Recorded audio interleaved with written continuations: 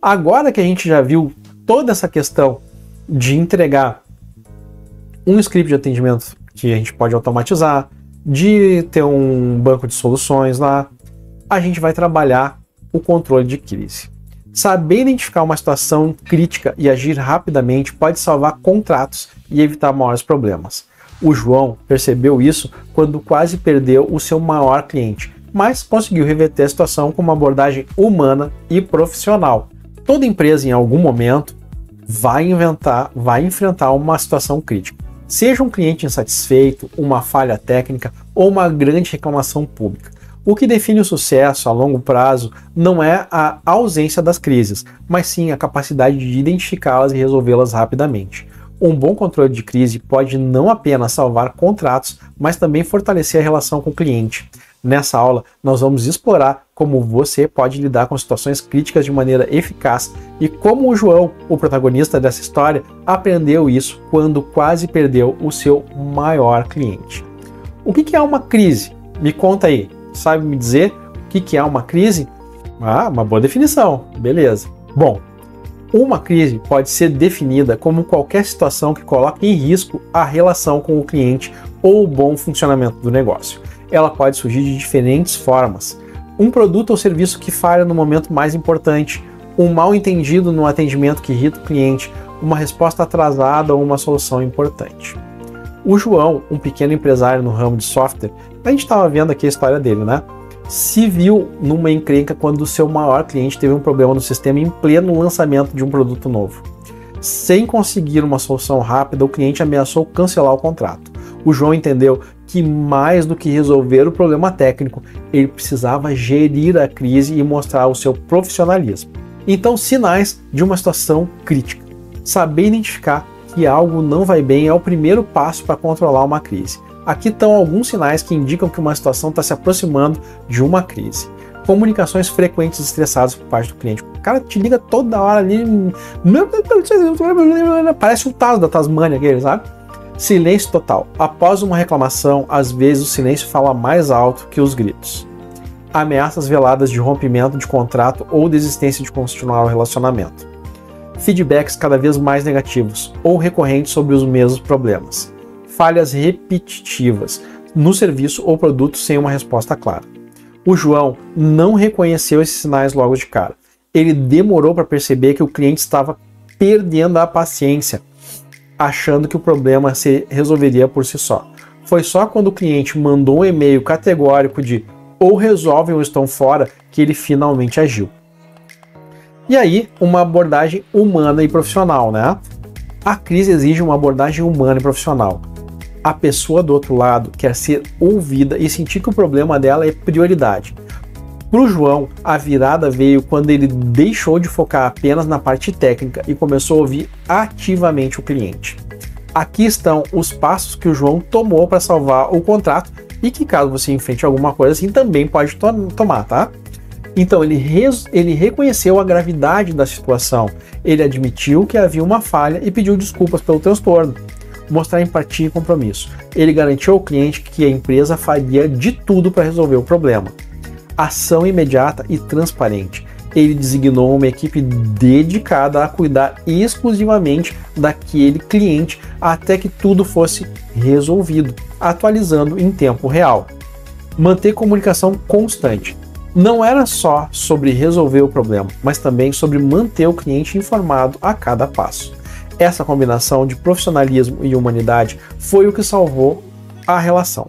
O João aprendeu que durante uma crise, como você age é tão importante quanto o que você faz. Também é importante criar um comitê de controle de crise. Aí o João já está mais relaxado, né? Agora que ele conseguiu contornar ali, ficar com o cliente, ele apareceu aí para dar um oi para a gente. Aí, João, certo? Agora que vimos que o João fez para evitar o pior, é hora de planejar para que as crises futuras possam ser identificadas e geridas de forma sistemática. Criar um comitê de controle de crise é uma das melhores maneiras de garantir que, quando o caos acontecer, haja um plano. Como é que funciona um comitê de crise?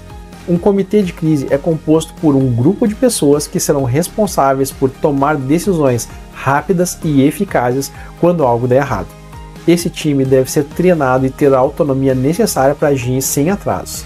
Aqui estão algumas das responsabilidades do comitê. Monitorar sinais de alerta que possam indicar o início da crise.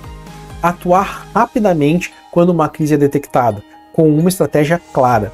Comunicar-se com clareza, tanto interna quanto externamente, garantindo que todos saibam o que está acontecendo. Resolver de forma eficaz e avaliar o impacto após a resolução para garantir que o mesmo problema não volte a acontecer. Então, agora que a gente já viu teoricamente como é que funciona tudo isso, a gente vai ter 10 atitudes práticas para realizar o controle de crise, certo? E a primeira já é: monitore constantemente o feedback. Estabeleça canais onde os clientes possam expressar suas preocupações e reclamações antes que se tornem crises. E acompanhe esse canal de perto, né? Crie um manual de crise. Tem um manual com diretrizes de como agir em diferentes tipos de crise, desde falhas técnicas até reclamações de clientes insatisfeitos. Treine a sua equipe para reconhecer sinais de crise. Toda a equipe precisa estar alinhada para perceber quando algo não está bem. Se todos souberem os sinais claros de uma crise, a detecção será mais rápida. Estabeleça uma linha de comunicação de emergência. Tenha uma linha direta de comunicação com os clientes para situações críticas, evitando que eles passem por processos burocráticos durante uma crise. Defina papéis e responsabilidades claras. Em uma crise, todos devem saber exatamente o que fazer. Defina quem será o ponto de contato com o cliente, quem cuidará da solução técnica e quem irá monitorar o atendimento. Mantenha a calma e a clareza. Em situações de crise, as emoções podem tomar conta. Mantenha o foco em uma abordagem calma e profissional, sem reações impulsivas. Agir rapidamente, mas com qualidade. A velocidade é essencial, mas não adianta ser rápido e errar no processo, né? Então tenha equipes prontas para lidar com o problema de maneira rápida, mas eficaz. Documentar o processo. Documente o processo depois de resolver a crise. Resolveu a crise, documenta tudo. O que causou a crise, como foi resolvida, o que pode ser feito para evitar que aconteça de novo. Feedback pós-crise. Depois que tudo estiver resolvido, converse com o cliente para garantir que ele está satisfeito com a solução e, se possível, peça sugestões de melhoria. E estabeleça um comitê de controle de crise. Forme um time dedicado a crises com autonomia para agir quando for necessário. Eles devem ser os primeiros a serem acionados quando algo não está indo bem. Então, aqui tem uma confusão bem comum, né? O pessoal diz: Arthur, eu vou ter que contratar aqui tantas pessoas para realizar esse comitê, para montar esse comitê, vai ser pessoas dedicadas exclusivamente a isso? Não, tá? Então, não te preocupa que não é isso. O comitê vai ser formado lá pelo pessoal do marketing, pelo pessoal do financeiro, pelo pessoal do atendimento. Essas pessoas, elas vão se reunir quando tem uma crise, né? Então eles identificaram a crise e se reúnem para resolver. Arthur, mas sou eu sozinho na empresa. Tem problema. Não precisa montar um comitê se é tu sozinho, não faz nem sentido, né? Mas tu precisa saber como é que tu vai agir. Então estuda isso aqui, né? Dá uma olhadinha de como é que tu vai te posicionar. E aí prioriza, né? Faz uma prioridade. Essa crise, isso é uma crise, eu tenho que priorizar esse atendimento. O que tu faz? Avisa os outros clientes que o teu tempo de atendimento vai demorar um pouquinho para ser realizado, né? Tu não vai conseguir atender na mesma velocidade que estava atendendo porque está ocupado com a resolução dessa crise. Com a nossa conclusão, né? Controlar a crise não é apenas sobre apagar incêndios, mas é também prevenir que esses incêndios não se espalhem. Com uma abordagem estruturada, comunicação clara e empatia, você pode transformar uma situação crítica em oportunidade de fortalecer as relações com seus clientes, certo?